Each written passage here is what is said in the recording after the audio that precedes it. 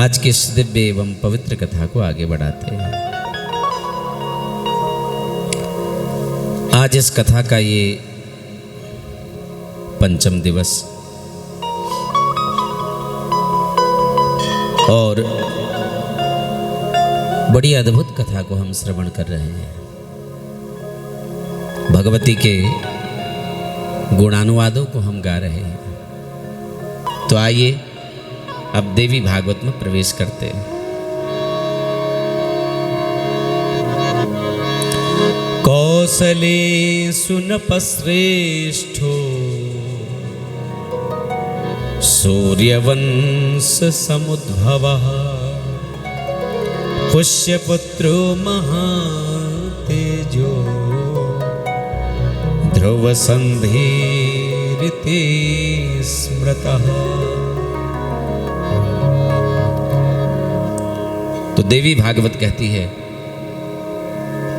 एक राजा हुए जिनका नाम हुआ ध्रुव संधि। क्या नाम हुआ? जोर से बोलो। ध्रुव संधि। और कैसे उनके ऊपर मां की कृपा हुई, इसे आप ध्यान से सुनिए।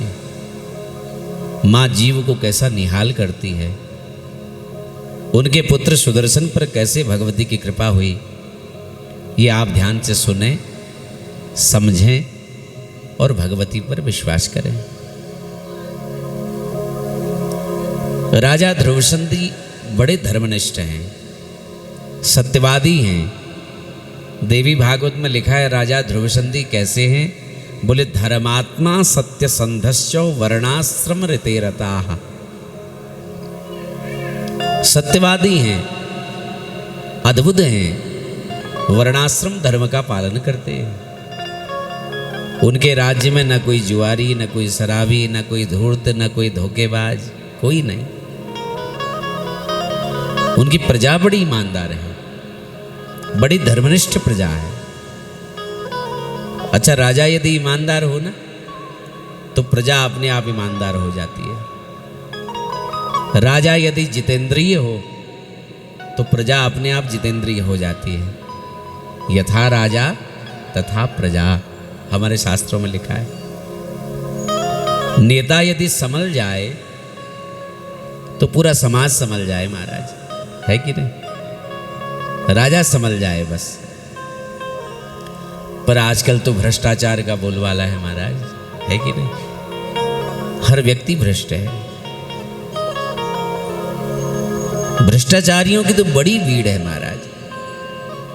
लेकिन उन भ्रष्टाचारियों में कोई एक सदाचारी होता है तो उसकी पहचान स्वतंत्र होती है। हाँ, और वही समाज का ध्रुव तारा कहलाता है। ऐसे ही हैं महाराज ध्रुवसंधि।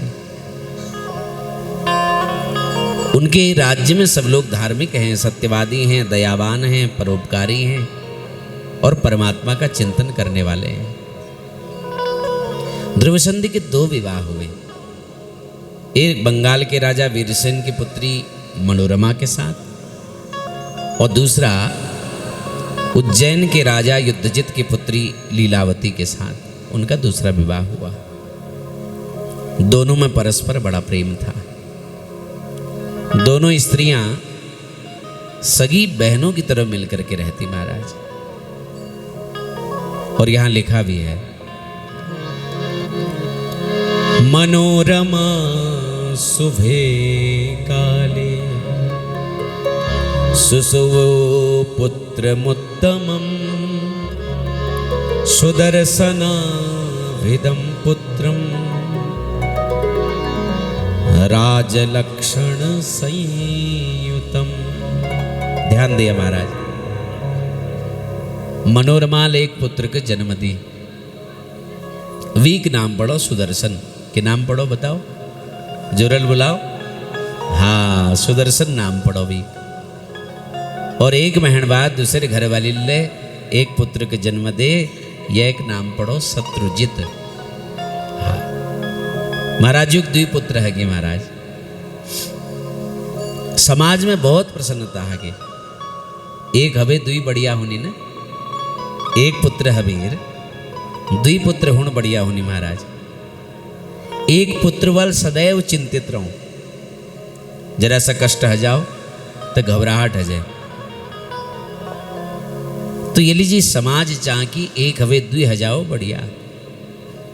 हमारे दो आंखें हैं, एक आंख में जरा तकलीफ हो जाओ तो दूसरा आंखल काम चल सकूं, पर आंखें एक छू और उमड़ी तकलीफ हो गई फिर कसी काम चलो महाराज। तो ये लीजिए राजा ध्रुवसंधि बड़ा आध्यात्मिक राजा से, द्वि नरपुत्र सुदर्शन और शत्रुजित। एक दिन राजा घोड़ में बैठ बेर जंगल शिकार खेलने लीजिए गई।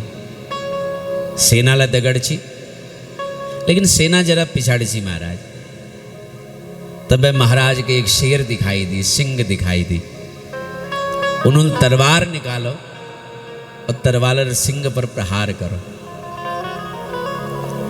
जो सिंह जीवी कान में तलवार लागी, कान जरा कट गो महाराज, और सिंह क्रोधित हो गो महाराज, और राजा ध्रुवसंधि पर वील प्रहार कर दे, और वहीं ध्रुवसंधि महाराज जी की मृत्यु हो गई महाराज। जब सेना आए तो सेनाल सिंह को मार दे, लेकिन राजा ध्रुवसंधि मृत्यु को प्राप्त हो गई। हाँ, परलोक गतम भूपम श्रुत्वा ते मंत्री सम्मताः संस्कारं कारयामासुर गत्वा तत्र वनान्तिके।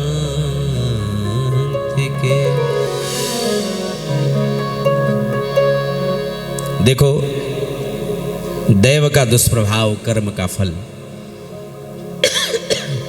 हमारे आने वाला कल कैसा है ये हमको पता नहीं है महाराज। आज हमारा दिन सुख से व्यतीत हो रहा है, तो हो सकता है कल हमको दुख प्राप्त हो।